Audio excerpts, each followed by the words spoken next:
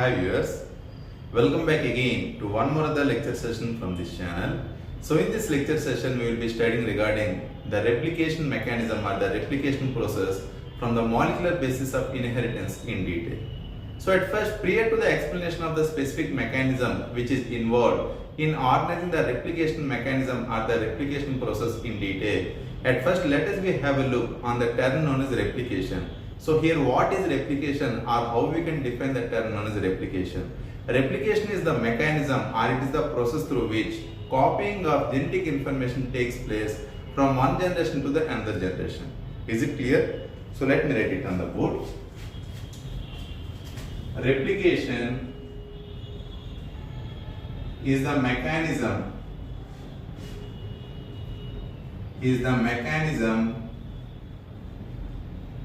or process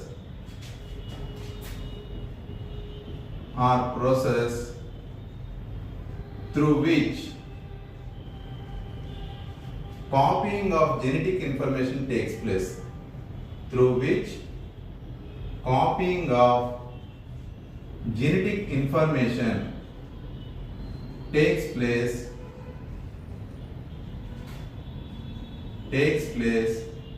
from one generation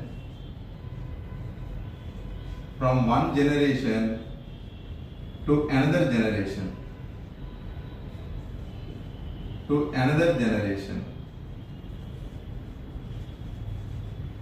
So in general, the replication mechanism or the replication process, it occurs both in case of prokaryotes and as well as in case of eukaryotes. And here the replication mechanism, it occurs during the S phase of the cell cycle. So let me write it here. Replication occurs both in prokaryotes and eukaryotes.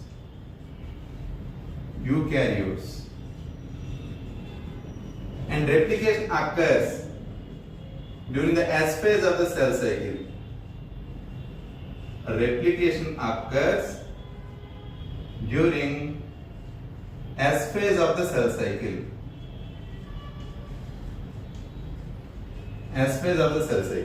So here, what exactly happens during the replication mechanism or the replication process?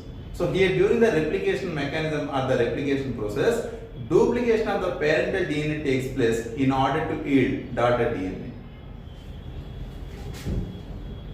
During replication, duplication of parental DNA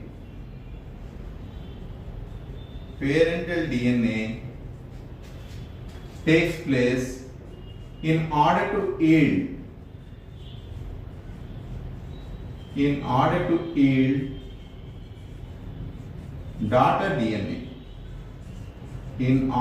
yield daughter DNA. So here, as I have already mentioned you, the replication mechanism or the replication process, it occurs both in case of prokaryotes and as well as in case of eukaryotes. But here we are only concerned regarding the prokaryotic replication mechanism but not regarding the eukaryotic replication mechanism. Because in your NCERT textbook, they have mentioned regarding the prokaryotic replication mechanism but not regarding the eukaryotic replication mechanism. Is it clear? So here, if you consider the replication mechanism or the replication process, the specific replication mechanism which occurs in case of prokaryotes, it needs or it takes the advantage of specific raw materials. So here, what are the various raw materials which are required for organizing the replication mechanism or the replication process here? The various raw materials which are required for organizing the replication mechanism or the replication process, they include double-stranded DNA as template. Is it clear? So let me write it here. Various raw materials are required for organizing the replication mechanism, and these include double-stranded DNA as template, and the other one is primer, and the next one is dntps. Is it clear? And in addition to this, even the replication mechanism or the replication process, it takes the advantage of certain other enzymes here. So here, what are the various enzymes which are responsible for organizing the replication mechanism? Here, the various enzymes which are responsible or which are required for organizing the replication mechanism or the replication process, they include DNA dependent DNA polymerase. Is it clear? Enzymes.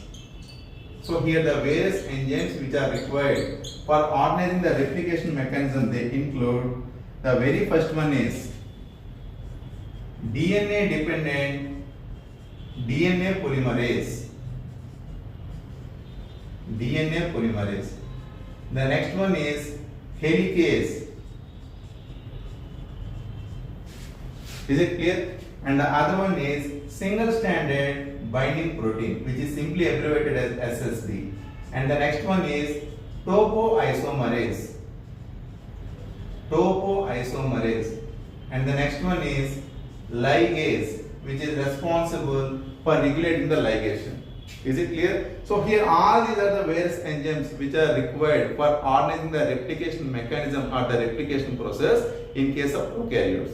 So here we will be studying regarding the activity of each and every enzyme one by one when I explain you the replication mechanism or the replication process. At first, if we look at the prokaryotic genomic sequence, in case of prokaryotes,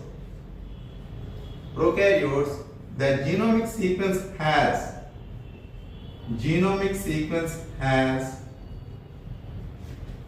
4.6 into 10 to the power of 6 base pairs. That means it has nearly 4 million nucleotides. 4 million nucleotides.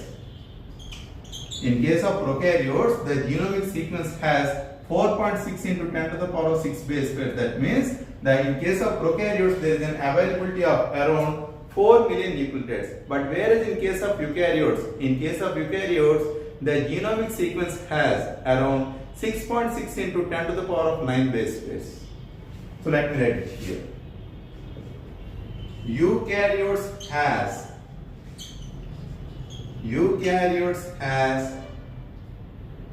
6.6 into 10 to the power of 9 base pair nucleotides. That means in comparison with the prokaryotic genomic sequence, the eukaryotic genomic sequence, it is much more complex. So the reason why, in order to organize the replication mechanism or the replication process in case of eukaryotes, there is a requirement of much more factors and as well as much more enzymes in comparison with the prokaryotic replication mechanism. Is it clear? On an average, so let me write it here. When the DNA polymerase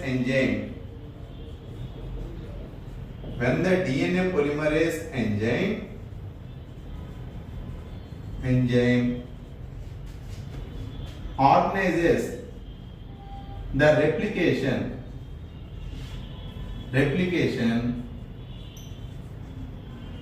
it incorporates around 2000 base pairs per second. Is it clear? The specific DNA dependent DNA polymerase enzyme, it is capable to organize the replication mechanism within 18 minutes. So here per 1 second, the specific DNA dependent DNA polymerase enzyme, it is capable to incorporate 2000 base pairs per second. So in that case, the entire replication mechanism or the replication process, it can be successfully organized within 18 minutes. Replication mechanism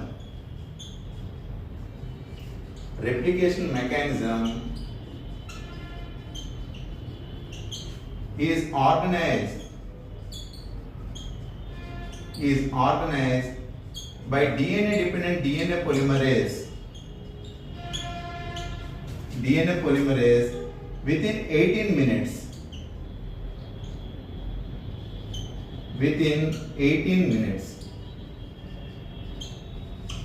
That means in one particular second, the DNA dependent DNA polymerase enzyme, it incorporates 2000 base pairs. So within 18 minutes, the DNA dependent DNA polymerase enzyme, it is capable to duplicate the 4 million nucleotides.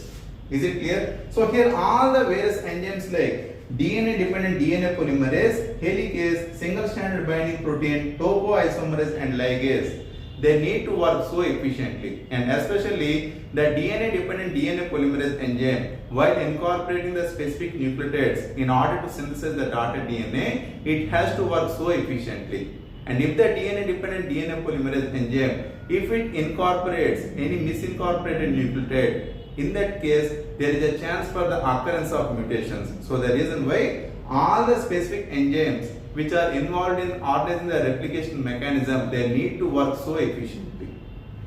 So let me write it here. All the enzymes which are required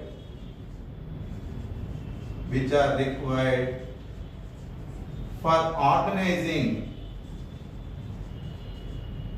the replication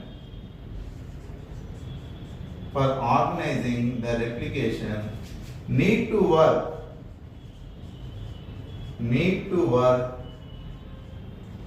so efficiently.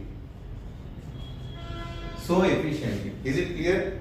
And if the DNA dependent DNA polymerase enzyme, if it incorporates any misincorporated nucleotide during the replication mechanism, there is a higher chance for the occurrence of mutation. So the reason why all the enzymes which are involved in organizing the replication mechanism, they need to work so efficiently.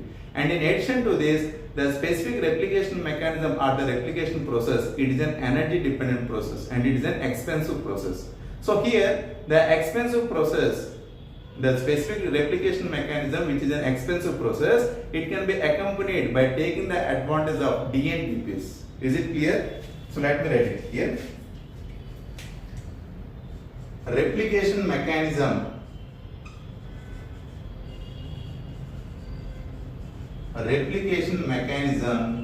is an expensive process.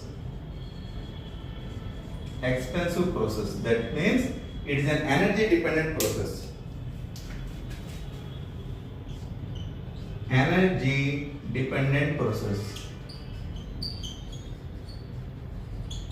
So here the energy in order to organize the replication mechanism, it is provided by taking the advantage of dntps. Out of the 3 phosphate groups in case of the dntps, the 2 terminal phosphate groups in case of the dntps, they play an important role, or they act as energy sources for organizing the replication mechanism. Is it clear? So let me write it here. dntps act as energy source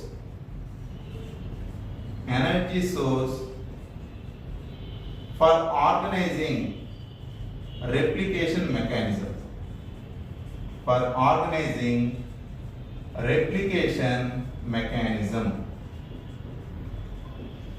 So here in order to organize or here in order to initiate the replication mechanism or the replication process within the prokaryotic chromosome, there is a requirement of a specialized site which is nothing but what? ORIC. ORIC, it stands for what? Origin of replication. Is it clear?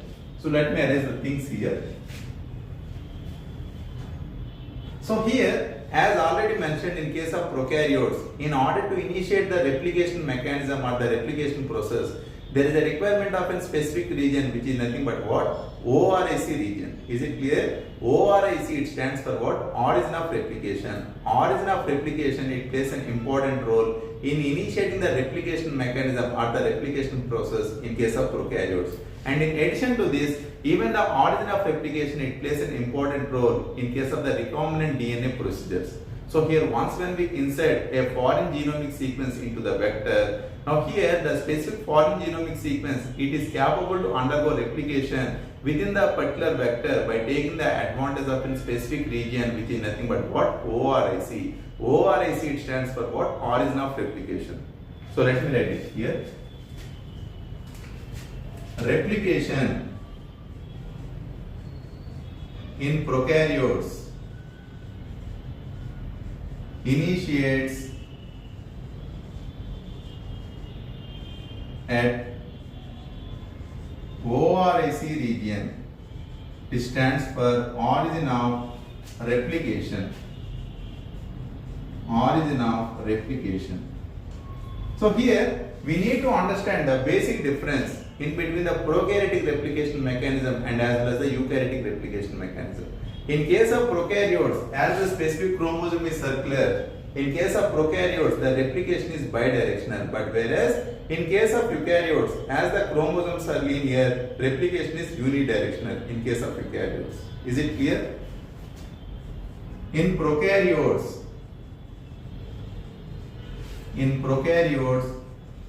replication is bidirectional. Replication is bidirectional. But in eukaryotes, replication is unidirectional. Replication is unidirectional.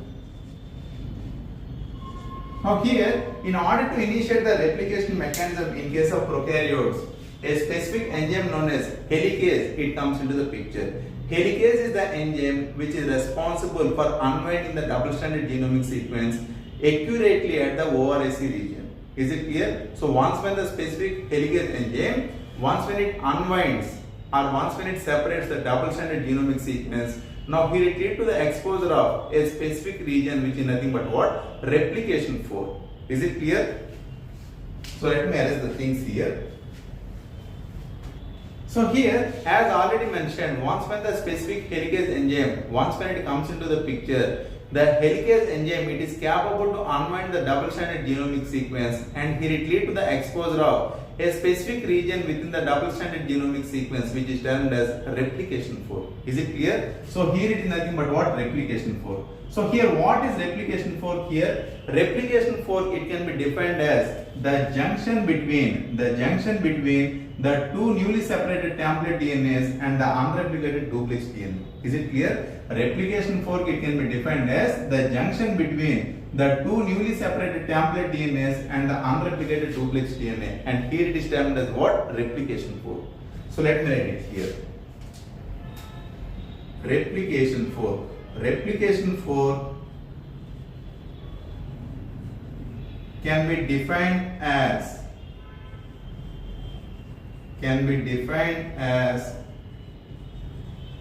the junction between the two newly separated template DNA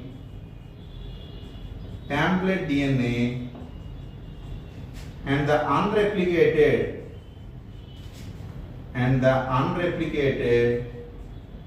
duplex DNA. So here in case of prokaryotes, because of the presence of the circular chromosome, here there is an availability of two replication forks, right? So it is one replication fork and it is the other replication fork.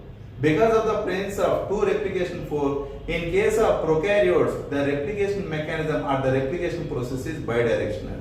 So let me write it here. In case of prokaryotes, because of the presence of circular chromosome, replication is bidirectional. But whereas in case of eukaryotes, because of the presence of linear chromosomes, replication is unidirectional.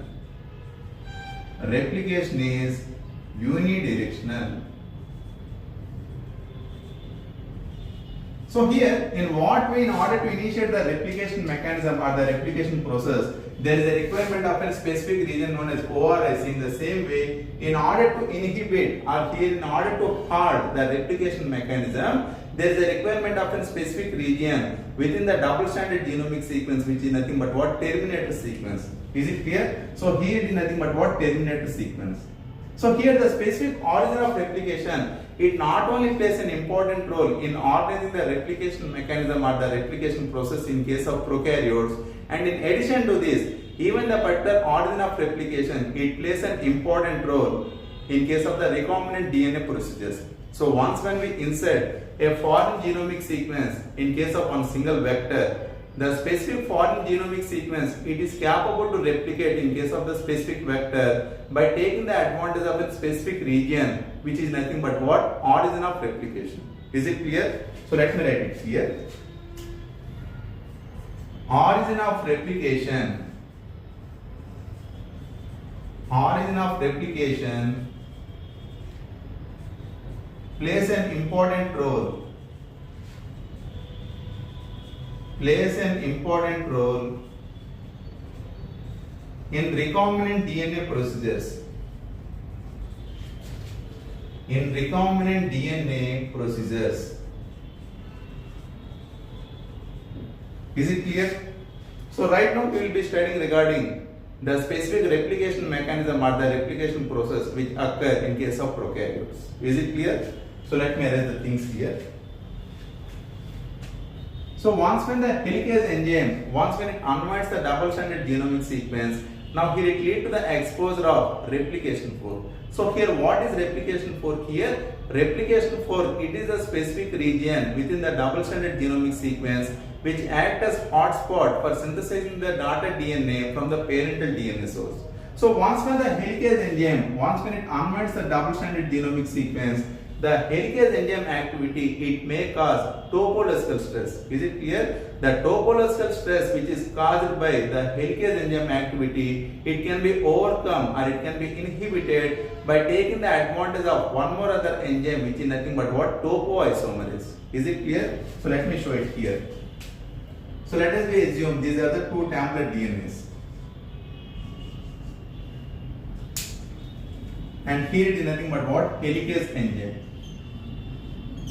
So once when the helicase enzyme, once when it unwinds the double-stranded genomic sequence, the helicase enzyme activity, it may cause topological stress or it may cause positive supercoiling in case of the template DNAs. So here in order to overcome the topological stress or here in order to overcome the positive supercoiling within the two template DNAs, the specific replication mechanism or the replication process, it takes the advantage of one more other enzyme which is nothing but what? Topoisomerase. Is it clear? So let me write it here. Topoisomerase. Topoisomerase is the enzyme which is responsible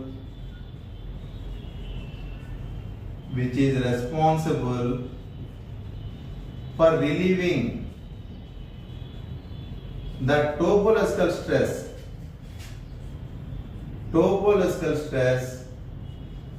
caused by helicase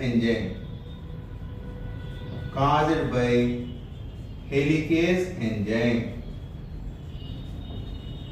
So here after the successful removal of the topological stress or the positive supercoiling which is caused by the helicase activity by taking the advantage of topoisomerase enzyme, now here in order to provide the stability in between the two template DNAs, the specific replication mechanism, it takes the advantage of some more other enzymes or proteins which are nothing but what? Single stranded binding proteins. Is it clear? Single stranded binding proteins, they are responsible for providing the stability in between the two template DNAs. Here it is nothing but what? Single stranded binding protein, right? Single stranded binding protein.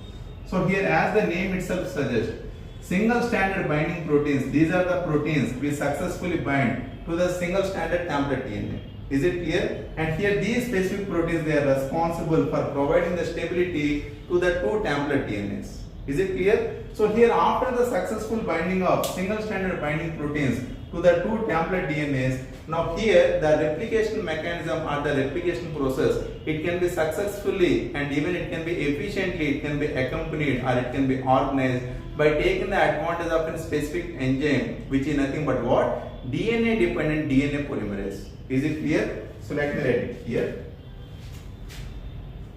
DNA dependent DNA polymerase. DNA dependent DNA polymerase. So here DNA dependent DNA polymerase enzyme, it is the key enzyme which is responsible for synthesizing the DNA in 5' to 3' polarity. Is it clear? So let me write it here. 5' to 3' polarity. The DNA dependent DNA polymerase enzyme, it is capable to synthesize the DNA or it is capable to incorporate the nucleotides in 5' to 3' polarity. So here in order to synthesize the DNA in 5' to 3' polarity, the specific template DNA, it should remain in 3' to 5' polarity. Is it clear? Template DNA should remain in 3' to 5' polarity. 3' to 5' polarity.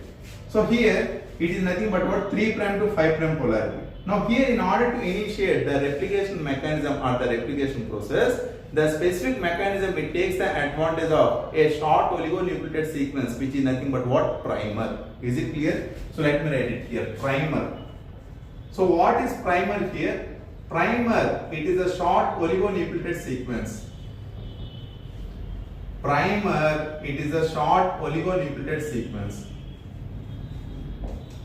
The DNA dependent DNA polymerase enzyme, which is the key enzyme for organizing the replication mechanism, it is capable to initiate the DNA synthesis only in the presence of a short oligonucleotide sequence which is nothing but what? Primer. The DNA dependent DNA polymerase enzyme itself, it is unable to synthesize the DNA or itself it is unable to initiate the DNA synthesis. So the reason why DNA dependent DNA polymerase enzyme, it takes the advantage of a short oligonucleotide sequence which is nothing but what? Primer. And here the specific primer, it successfully recruits at the 3' end of the template DNA by taking the advantage of a specific enzyme which is nothing but what? Primase. Is it clear? So let me show it here. Primase is the enzyme which is responsible for recruiting the primer at the 3' end of the template DNA. And the specific primer which is induced or which is successfully recruited by taking the advantage of a specific enzyme known as primase, it exposes free 3' hydroxyl group. Is it clear? Free 3' hydroxyl group. So in the presence of free 3' hydroxyl group which is induced by taking the advantage of primer, now here the DNA dependent DNA polymerase enzyme, it comes into the picture. Is it clear? Once when the specific primer, once when it successfully recruits at the 3' end of the template DNA by taking the advantage of an enzyme known as primase. Now here, in the presence of free 3' hydroxyl group which is induced by the primer, a specific enzyme known as DNA dependent DNA polymerase enzyme, it comes into the picture and it successfully proceeds in 5' to 3' polarity in order to synthesize the daughter DNA. Is it clear? So here it is nothing but what? DNA dependent DNA polymerase enzyme which proceeds in 5' to 3' polarity in order to synthesize the daughter DNA. In order to synthesize the daughter DNA. So here it is nothing but what? The daughter DNA, right? So once when the specific template DNA, when it is in 3' to 5' polarity, is it clear? When the template DNA, when it is in 3' to 5' polarity, synthesis of DNA, it has took place in 5' to 3' polarity, and the specific DNA strand which has successfully synthesized, here it is termed as what? Continuous strand or leading strand. Is it clear? So let me write it here. Let me arrange the things here. When the template DNA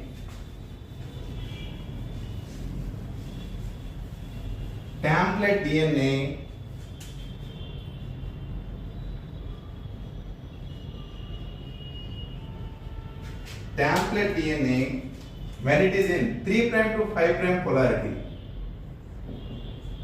3' to 5' polarity, it is a template DNA, right?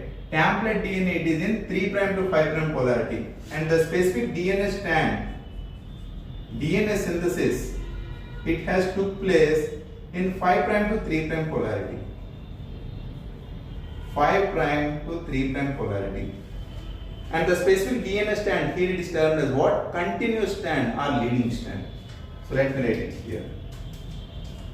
Continuous strand or leading strand. Leading strand.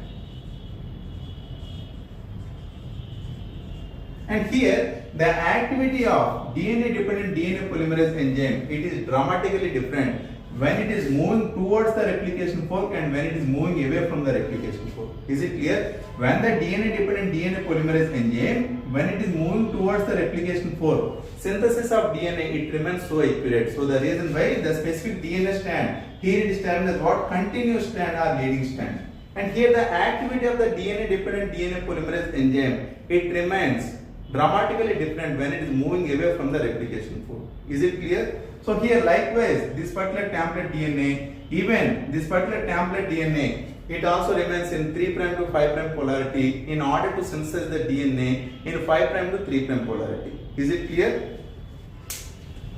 So here it is nothing but what? 3' to 5'. So here, in adjacent to the 3' to 5' template DNA, a specific primer, it comes into the picture by taking the advantage of an enzyme known as primase. So let us assume it as the primer again. So once when the specific primer, once when it exposes the free 3' hydroxyl group, again the DNA dependent DNA polymerase enzyme, it comes into the picture. Is it clear? DNA dependent DNA polymerase enzyme, it comes into the picture and it successfully proceeds in 5' to 3' polarity in order to synthesize the DNA.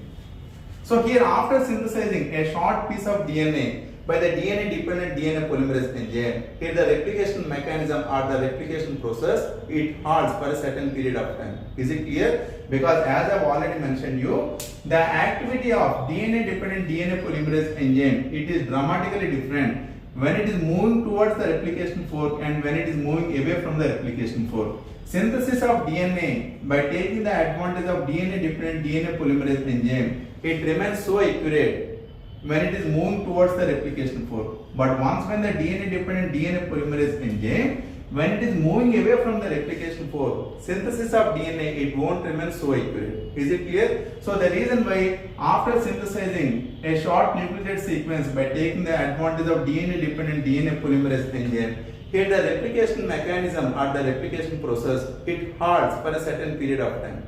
Then after, again the primase enzyme, it comes into the picture and it successfully induces the specific primer. Is it clear? Primase is the enzyme which is responsible for recruiting the primer. And once when the specific primer, once when it exposes the free 3' hydroxyl group, again the DNA dependent DNA polymerase enzyme, it comes into the picture and even it synthesizes the DNA in 5' to 3' polarity. Is it clear?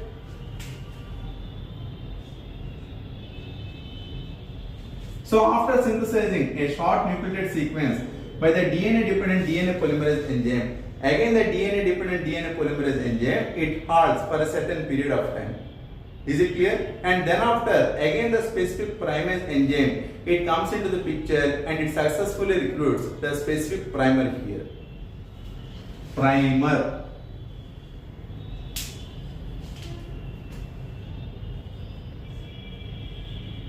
And again the presence of free 3' hydroxyl group, which is induced by the primer, again the DNA dependent DNA polymerase enzyme, it comes into the picture and it successfully proceeds in 5' to 3' polarity in order to synthesize the DNA again.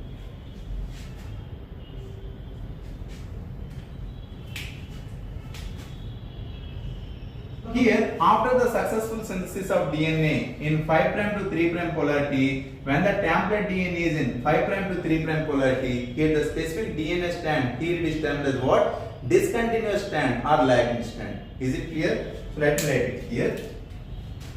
Template DNA. Template DNA, here it is in 5' to 3' polarity. Isn't it? The particular template DNA, it is in 5' to 3' polarity, and the specific DNA strand, it has also synthesized in 5' to 3' polarity. DNA synthesis DNA synthesis, it has took place in 5' to 3' polarity again. 5' to 3' polarity. And the specific DNA strand, here it is termed as what? Discontinuous strand or lagging strand. Discontinuous strand or lagging strand. Or lagging strand. So here the discontinuous strand or lagging strand, it may contain many number of short nucleotide sequences which are termed as what? Okazaki fragments. Is it clear? The specific discontinuous strand or lagging strand, it may contain many number of short nucleotide sequences or short nucleotide fragments which are termed as what? Okazaki fragments. Is it clear? So let me write it here. Okazaki fragments. So here why they were termed as Okazaki fragments here? For the very first time, these fragments they were identified by a well-known Japanese biochemist Reiji Okazaki. On behalf of his discovery, these fragments they were termed as what? Okazaki fragments. So let me write it here. Japanese biochemist Reiji Okazaki. Reiji Okazaki. So here it is the first Okazaki fragment, it is the second Okazaki fragment, and it is the third Okazaki fragment. So here after the successful synthesis of the discontinuous strand or lagging strand in 5' to 3' polarity, now here in order to induce the ligation in between the two adjacent Okazaki fragments, one more other enzyme it comes into the picture, which is nothing but what? Ligase. Is it clear? Ligase is the enzyme which is responsible for inducing the ligation, or it is responsible for inducing the annealing in between the two adjacent Okazaki fragments. So let me write it here. Ligase enzyme is responsible for inducing ligation in between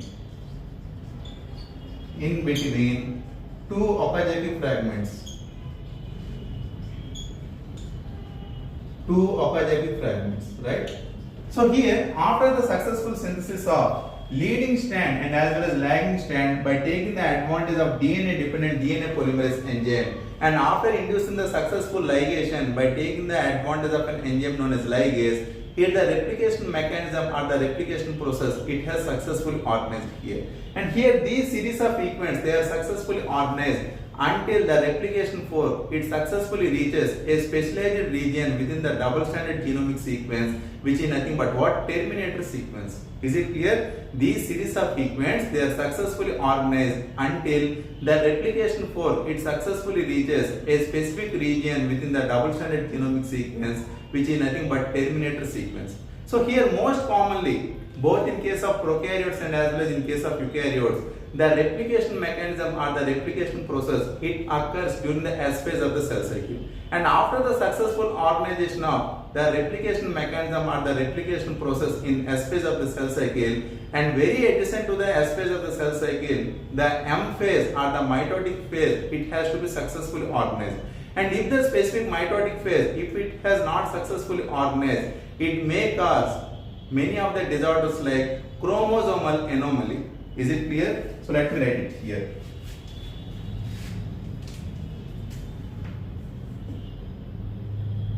Abnormal chromosomal number. Abnormal chromosomal number is observed if M phase or mitotic phase is not followed after replication.